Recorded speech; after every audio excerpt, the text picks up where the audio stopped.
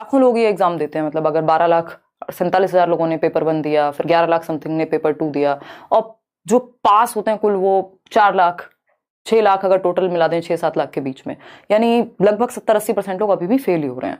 तो उस केस में हम कुछ गलत कर रहे हैं, क्योंकि इसकी अप्रोच अलग है। एग्जाम ईजी है बट अप्रोच गलत हम कई बार प्रयोग कर लेते हैं। बहुत ही इंपॉर्टेंट बातों पे ही सिर्फ हम फोकस करेंगे कि सिलेबस सेम है, सब कुछ सेम है इतने सालों से, फिर भी क्या चेंजेस आए हैं उसको समझेंगे। 1 मिनट में समझेंगे एग्जाम पैटर्न क्या है, टॉपिक्स कौन से हमें कवर करने हैं, पेपर 1 पेपर 2, और उन टॉपिक्स से भी ज्यादा जरूरी क्या है वो 2 चीजें हैं। मैं आपको पहले ही ये बात बता देती हूँ कि सिलेबस आपने कितना पढ़ लिया है, 130 नंबर आप कैसे स्कोर करेंगे, 140 नंबर आप कैसे स्कोर करेंगे। अभी कोशिश कीजिए कि वैसे तो इस चीज को आप साइड कर दें जिन लोगों ने तैयारी अभी शुरू की है ना। जो लोग पहले से कर रहे हैं उनको टेंशन वैसे भी नहीं लेनी।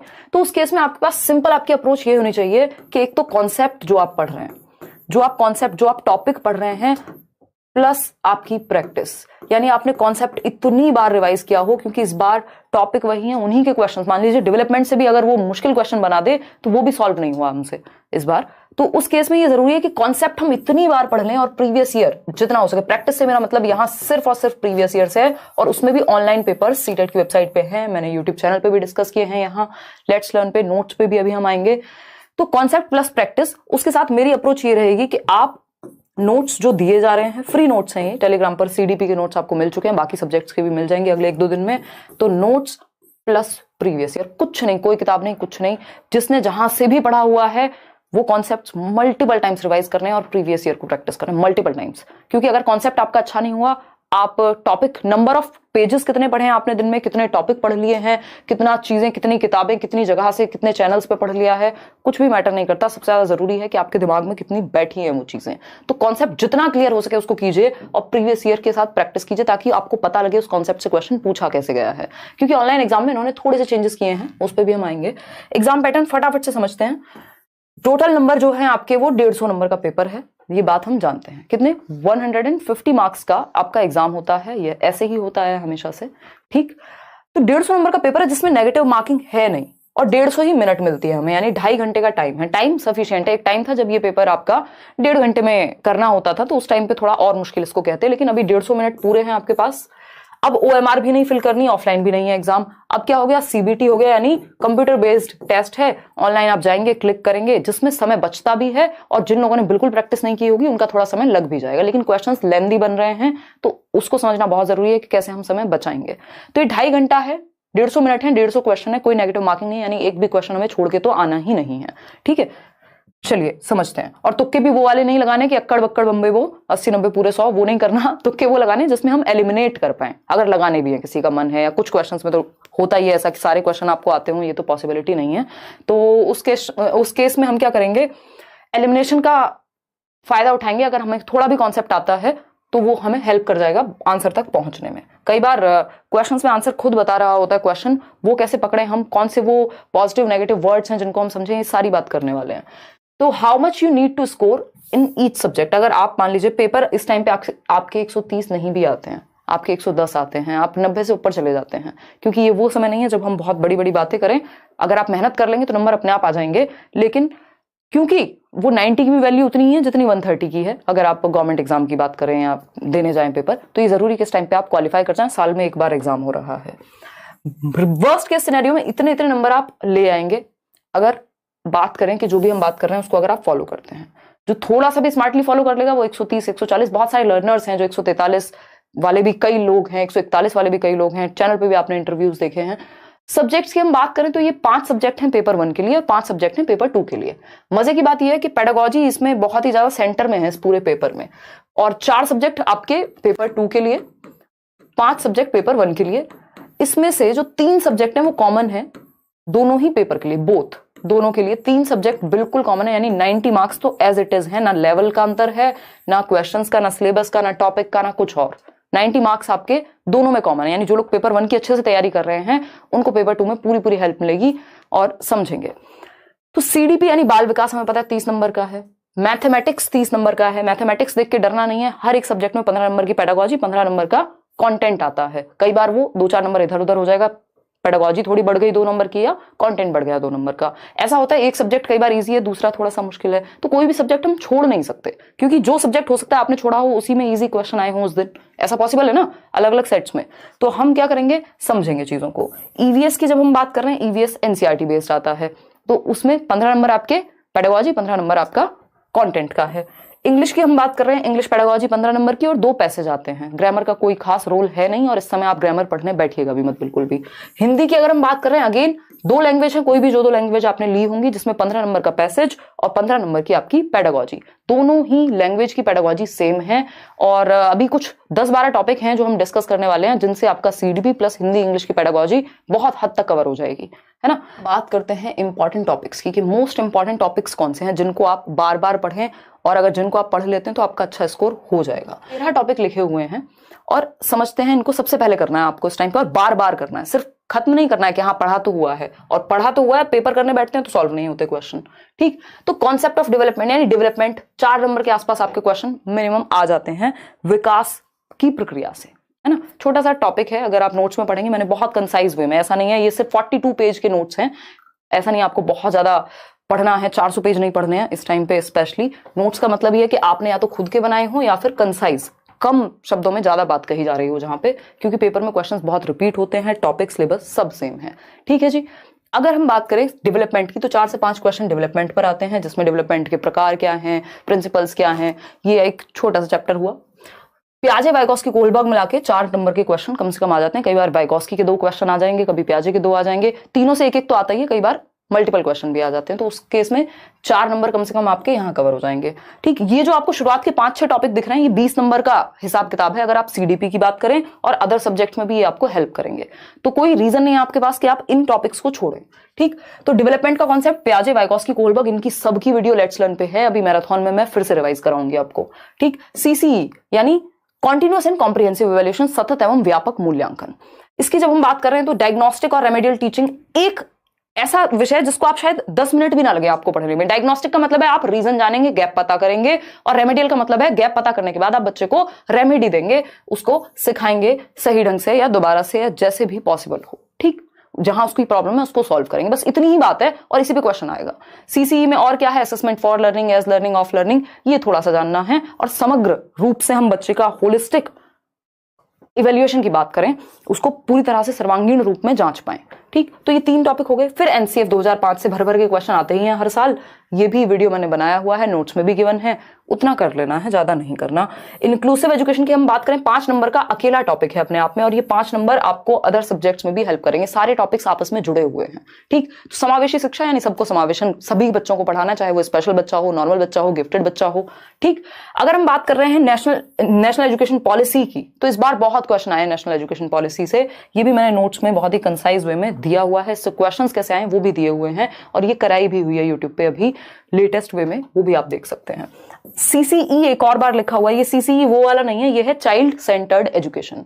कम से कम भी 5 क्वेश्चन मिनिमम आपको मिलेंगे, और हर सब्जेक्ट में क्वेश्चंस मिलेंगे, ठीक। जेंडर का एक क्वेश्चन है। अब बच्चे को अगर आपने सेंटर में रख लिया, तो उसके जेंडर का भी ध्यान रखना है, उसके सोशलाइजेशन का भी ध्यान रखना है, उसके इंडिविजुअल डिफरेंसेस का भी ध्यान रखना है, यानी चाइल्ड सेंटर्ड एजुकेशन में ये सारे टॉपिक एक साथ कवर हो गए, ठीक। तो ये शुरुआत के टॉपिक लगभग 20 से 22 नंबर आपके दिलवा देंगे आपको, ठीक। तो कॉन्सेप्ट ऑफ डेवलपमेंट, प्याजे, Vygotsky, Kohlberg, CCE, NCF, inclusive education, national education policy, और child centred education. Child centred education, gender, socialisation, इतने हल्के टॉपिक हैं, और इनको आप समझ गए तो आपके बहुत सारे नंबर बच जाएंगे, समय कम लगेगा। तो सबसे पहले इनको निपटाएंगे, डेवलपमेंट को निपटाएंगे, फिर एनसीएफ है। इंक्लूसिव एजुकेशन भी आसान है, क्योंकि इंक्लूसिव एजुकेशन में सब कुछ नहीं पूछा जाता, आपसे पूछा जाएगा कि अच्छा, एक तो सेग्रीगेट नहीं करना बच्चे को, लेबल नहीं करना बच्चे को, और क्या करना है, ऐसी ग्रुपिंग नहीं करनी जहां पे सेम एबिलिटी की ग्रुपिंग हो रही हो, और आपकी लर्निंग डिसेबिलिटीज, डिसलेक्सिया क्या है, डिस्कैल्कुलिया क्या है, यही छोटी छोटी बातें। इंक्लूसिव एजुकेशन भी ऐसा नहीं है आपको बहुत ही 300 पेज में इंक्लूसिव एजुकेशन पढ़ना है, ठीक।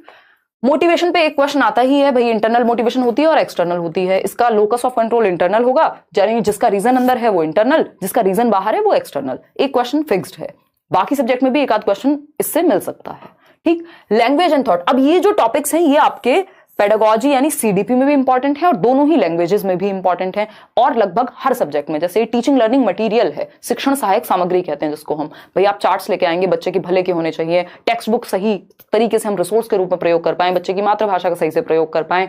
तो ये जो टॉपिक्स हैं ये लैंग्वेज भी आपकी कवर कर दे रहे हैं, क्योंकि लैंग्वेज पेडागोजी चाहे हिंदी हो, इंग्लिश हो, उर्दू हो, संस्कृत हो, व्हाटएवर, लगभग सब में टॉपिक सेम है। बस आपको इतना ध्यान रखना है लैंग्वेज और थॉट के बीच में क्या संबंध है, पियाजे वाइगोस्की क्या कह रहे हैं, चॉम्स्की क्या कह रहे हैं, है ना। एक्विजिशन और लर्निंग की बात होगी कि भाषा का अर्जन क्या होता है और अधिगम क्या होता है। लैंग्वेज की स्किल्स हैं, इस पे भी मैंने वीडियो बनाया हुआ है, मिलियंस लोगों ने देखा हुआ है। यानी भाषा कौशल, 4 भाषा कौशल हैं, LSRW से हम याद रखते हैं, सुबो पाली हिंदी में हम कहते हैं, सुनना, बोलना, पढ़ना और लिखना, ठीक, ये इनका मनोवैज्ञानिक क्रम है। अगर हम बात करें TLM की, टीचिंग लर्निंग मटेरियल की, तो बच्चे के लिए जितना हो सके प्रिंट रिच एनवायरनमेंट हमें क्रिएट करना है, जिससे कि वो आसपास लैंग्वेज उसको दिखे आसपास और वो सीख जाए, माहौल मिले। इंटीग्रेटेड सब्जेक्ट टीचिंग है कि आप एक सब्जेक्ट को दूसरे सब्जेक्ट से जोड़ करके पढ़ा पाएं, ठीक। तो यहाँ पे ये वाला जो पोर्शन है, ये जो 3-4 टॉपिक हैं, ये आपके हिंदी पेडागोजी, इंग्लिश पेडागोजी लगभग कवर्ड है इनमें। और क्योंकि आप पियाजे वाइगोस्की को लगभग पहले पढ़ चुके हैं, चॉम्स्की थोड़ा सा पढ़ लेंगे, मतलब एक नंबर के क्वेश्चंस हैं, इनफ है ये पेडागोजी। अगर आप इतना बार बार पढ़ लेते हैं और प्रीवियस ईयर कर लेते हैं, है ना, ये मोस्ट इंपॉर्टेंट टॉपिक्स हैं। अगर आप देखेंगे तो सिलेबस से लगभग हर टॉपिक से क्वेश्चन आता है, लेकिन कुछ टॉपिक्स ऐसे हैं जिनको आप कर लें तो उनसे क्वेश्चंस ज्यादा आते हैं, और दूसरा उनके आसपास की चीजें आप अपने आप सॉल्व करना सीख जाते हैं। तो ये 13 टॉपिक सबसे पहले खत्म कीजिए। इन 13 में से भी ये शुरुआत के जो 6-7 टॉपिक हैं, ये 7 टॉपिक्स बहुत अच्छे से कर लीजिए। 20-25 नंबर आपके कहीं नहीं गए सिर्फ इन 7 टॉपिक्स से, ठीक है।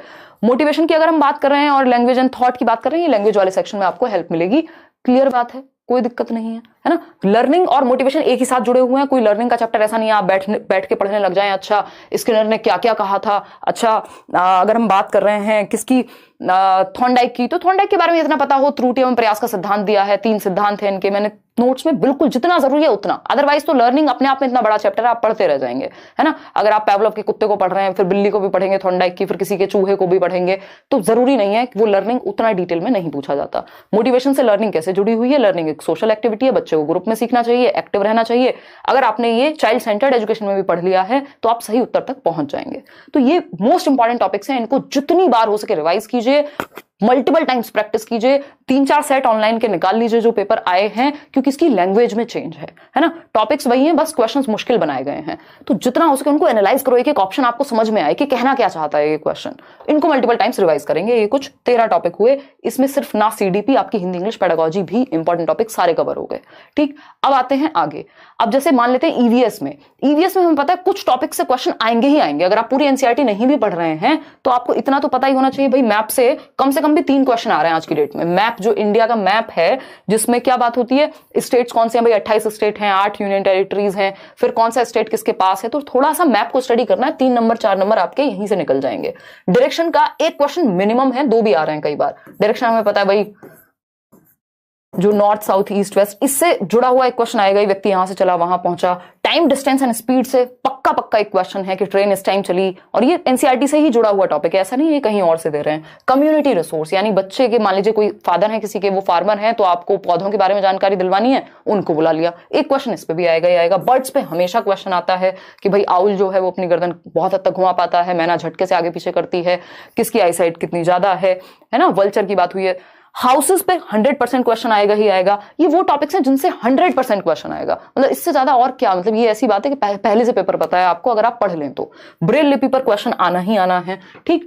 बी कीपिंग, मधुमक्खी पालन अक्टूबर टू दिसंबर में बेस्ट टाइम होता है। डेजर्ट ओक पे क्वेश्चन आता ही है, एलिफेंट्स पे क्वेश्चन आता ही है। जेंडर, अगेन अगर जेंडर आप वहां पढ़ चुके हैं, यहां आपको अलग से पढ़ने की जरूरत नहीं है। एक एक क्वेश्चन हर सब्जेक्ट की पेडागोजी में जेंडर का ये लोग डालने लगे हैं अभी, ठीक। सीड्स यानी बीज को लेकर के, तो आप बच्चे को एक्सपेरिमेंट यानी उसको बोने का मौका दें, फिर वो उसको ऑब्जर्व करेगा सीड्स को, बीजों को। स्टेट्स पे बात हो गई, ये मैप से ही जुड़ा हुआ टॉपिक है। थीम्स ऑफ ईवीएस, इनसे कई question, 3-3 question 4-4 question themes of EVS पे आ जाते हैं। 6 थीम हैं। फैमिली, फ्रेंड्स जो कि एक है, फिर फूड चाहिए हमें, water, shelter, travel, things we make and do, इनको दिमाग में बैठा लेना। इन्हीं के अराउंड क्वेश्चन कई सारे आते हैं थीम्स ऑफ ईवीएस पे। ये हुई पेडागोजी ऑफ ईवीएस की बात। इंटीग्रेटेड ईवीएस क्या है कि ईवीएस में हम 3 सब्जेक्ट पढ़ते हैं, और कक्षा 1 और 2 में ईवीएस की कोई टेक्स्ट बुक नहीं होती। 3rd, 4th, 5th में होती है। कक्षा 1 और 2 में हम ईवीएस किस में पढ़ते हैं, लैंग्वेज और मैथ्स की सहायता से हम ईवीएस समझा देते हैं, उसको अपने पर्यावरण के बारे में बता देते हैं बच्चे को। ठीक, ईवीएस यानी एनवायरमेंटल स्टडीज, एनवायरमेंटल साइंसेज नहीं है इसका मतलब यहां। अब ईवीएस में 3 चीजें हैं, एक तो है एनवायरमेंट खुद, दूसरा है साइंस के बारे में भी जानेगा, साइंस भी इसमें इंक्लूड हो गया, इंटीग्रेट कर लिया, और तीसरा है सोशल साइंसेज या सोशल स्टडीज। तो ये 3 सब्जेक्ट इंटीग्रेट करके ईवीएस में पढ़ाए जाते हैं। बेसिक बात है, कोई दिक्कत नहीं है इस बात को समझने, ये फिक्स्ड है टॉपिक, इनको कोई हिला नहीं सकता पेपर से। अगर हम बात करते हैं स्लॉथ की, स्लॉथ पे इतनी बार क्वेश्चन आया हुआ है कि भाई भालू जैसा दिखता है, घंटों घंटों सोता रहता है, मजे करता है। अब ये gross and fine motor skills है, अगर आपने सीडीपी में पढ़ा है तो यहाँ पे भी एक क्वेश्चन इस बार जैसे पूछ लिया तो वो वहीं से सॉल्व हो जाएगा। मलेरिया की अगर हम बात कर रहे हैं तो मलेरिया पे किसी डॉक्टर के बारे में बात है, कभी इसकी दवाई क्या है, कैसे होता है, रोनाल्ड रॉस ने एक्सपेरिमेंट किया, तो मलेरिया पे भी एक क्वेश्चन आता ही है। आयरन रिच फूड पे बहुत बार रिपीट हुआ है। झूम फार्मिंग, अब ऐसा नहीं है कि झूम फार्मिंग तो हमें पता है, ये सब तो हमें पता है, कितना डिटेल में पता है और कितनी बार पढ़ा है उसको, कितनी डिटेल में समझा है, ये बहुत जरूरी है। ऑप्शंस जब आपके सामने बन करके आएंगे, स्टेटमेंट वाले क्वेश्चंस, या 4 ऑप्शंस में से 3 सही हैं, 2 सही हैं, तो क्या आप कर पाएंगे? तो उतने अच्छे लेवल का आपका कॉन्सेप्ट होना चाहिए। टेक्स्ट बुक ऑफ ईवीएस, अभी स्थिति वो है कि एक किताब आपको 10 बार पढ़नी है, ना कि 10 किताबें या 10 जगह से आपको भटकते रहना है। जो भी रिसोर्स आपने चूज किया उसको इतने अच्छे से करिए कि दिमाग में चीजें सेट हो, कंफ्यूजन की जगह ना बचे। टेक्स्ट बुक ऑफ ईवीएस पे हर बार क्वेश्चन आता है कि भाई एक रिसोर्स है, ज्यादा डेफिनेशंस या टेक्निकल लैंग्वेज नहीं होनी चाहिए बुक में, क्या है, एक संसाधन है, मनोवैज्ञानिक रूप से लिखी हुई होनी चाहिए, एक्टिविटीज इन्वॉल्व होनी चाहिए। कन्नौज में इत्र मिलता है, इस पे कितनी बार क्वेश्चन आया हुआ है। प्रोसेस स्किल्स पे अब क्वेश्चन आने लगा है पिछले 2 सालों में। प्रोसेस स्किल्स क्या है? जिसमें बच्चों को सोचना पड़े, जैसे कि ऑब्जर्व करना, एक्सपेरिमेंट करना, क्लासिफाई करना, ये सारी प्रोसेस स्किल्स हैं। मिसकॉन्सेप्शंस पे क्वेश्चन आता ही है, सीडीपी का ही पार्ट है ये, कि आप जब ये जान रहे हैं कि बच्चे गलतियां करते हैं, एरर एक स्वाभाविक बात है, तो वो उनकी भ्रांतियां भी कुछ पैदा हो जाती हैं, जिनको हम ऑल्टरनेटिव कॉन्सेप्शंस कहते हैं। और ये ऑल्टरनेटिव कॉन्सेप्शंस क्या है? लर्निंग में हेल्प करते हैं। हर चीज लर्निंग में हेल्प करती है, आपको ये मान के चलना है। ठीक, सेंसिटाइज द स्टूडेंट, बच्चे संवेदनशील हो अपने पर्यावरण के प्रति, इस पे क्वेश्चन कई आ जाते हैं ईवीएस में। सिंपल टू कॉम्प्लेक्स अप्रोच हमेशा अपनानी है, जटिल से सरल की ओर नहीं जाते, सरल से जटिल जाते हैं। Simple to complex, general to specific जाते हैं। बच्चे को हरदम एक्टिव रखना है, कभी भी क्वेश्चन आएगा आप फंस रहे हो, देख लीजिए बच्चा किसमें ज्यादा स्वतंत्र है, किसमें ज्यादा एक्टिव है, कहां वो खुद से एक्सप्लोर कर रहा है, सक्रिय कहां है बच्चा, अर्थपूर्ण अधिगम कहां हो रहा है। सिंपल बात। तो ये टॉपिक्स कोई भी इधर उधर इनको कर नहीं सकता, पहले इनको बैठ करके कर लीजिए। अगर आप कंफ्यूज हैं, सारा कुछ चैनल पे कराया हुआ है, सर्च करके वीडियो, आगे नाम डालिए हिमांशु सिंह, या जो भी टॉपिक आप सर्च कर रहे हैं मिल जाएगा लगभग आपको। ठीक, अब बात हो रही है किन वर्ड्स पे हम फोकस करें। जब आप क्वेश्चन सॉल्व कर रहे होंगे, पेपर सॉल्व कर रहे होंगे, तो कुछ वर्ड्स आपके सामने आते हैं, तो वाइल सॉल्विंग द पेपर उस टाइम पे किन वर्ड्स को हम ध्यान में रखें। तो ये कुछ वर्ड्स हैं जो मैंने यहां आपके लिए मार्क किए हैं कि इनका हम ध्यान रखेंगे जब पेपर सॉल्व कर रहे होंगे। अभी हम आएंगे कि अगले 25 दिन में, एक हफ्ते में आप क्या करें, दूसरे हफ्ते क्या करें, उस पर भी आएंगे। पहले जरूरी है हमें पता तो हो कि हमें करना क्या क्या है, ठीक है ना। अगर हम बात कर रहे हैं यहां, तो कुछ वर्ड्स हैं, इसको आप ऐसे डिवाइड कर सकते हो। कई लोग अभी परेशान होंगे कि भाई लगभग 1 महीना है, फिर शिफ्ट्स में एग्जाम होगा उस टाइम पे, तो बहुत कुछ हम करने भी वाले हैं, मैराथन सेशंस होते हैं हर साल। अगर हम बात करें किसकी, कि हमें ये पता हो कि हमारे पास मान लीजिए 4 वीक्स का टाइम है अभी, या 3 वीक्स भी हैं, 4 वीक्स तो है ही, 4 हफ्तों को हम कैसे डिवाइड करें। जो शुरुआत का 1 हफ्ता है, सबसे पहले अपने कॉन्सेप्ट्स इनको ठीक करिए। अब मंडे से अगला संडे तक, मंडे तक अपने कॉन्सेप्ट्स पढ़ लीजिए। ये जो भी इंपॉर्टेंट चीजें बताई हैं बिल्कुल पक्की पक्की, मतलब इसको और इतनी, इससे ज्यादा सीरियसनेस के साथ, या मैं और ज्यादा भरोसा आपको दिला नहीं सकती कि अगर आप ये कॉन्सेप्ट्स जो आपको अभी मैंने पीडीएफ ये मिल जाएगी टेलीग्राम पे, इन टॉपिक्स को अगर आप निपटा लेते हैं अगले 1 हफ्ते में, जो कि संभव है, इस 1 हफ्ते में आप ये टॉपिक पढ़ सकते हैं। यूट्यूब से पढ़िए, मैं नोट्स दे रही हूं, उससे पढ़िए, किसी बुक से पढ़िए, जहां से भी आपने पढ़ा हो या पढ़ने जा रहे हैं। ठीक, तो उस केस में वैसे तो नोट्स में इनफ है, चैनल पे इनफ है चीजें, तो आप कॉन्सेप्ट्स अपने बेहतर कर लीजिए इस 1 हफ्ते में। एक्स्ट्रा क्लास आप शाम को 9 बजे आ रहे हैं, क्वेश्चन प्रैक्टिस कर रहे हैं, कर लीजिए, बट अभी 1 हफ्ते फोकस रखिए कॉन्सेप्ट के, मुझे 1 हफ्ते तक कॉन्सेप्ट करना है। अगर आपका कॉन्सेप्ट क्लियर नहीं हुआ, आप सिर्फ क्वेश्चंस के भरोसे नहीं जा सकते, क्योंकि क्वेश्चंस आपको कंफ्यूज कर देंगे वहां, ठीक है ना।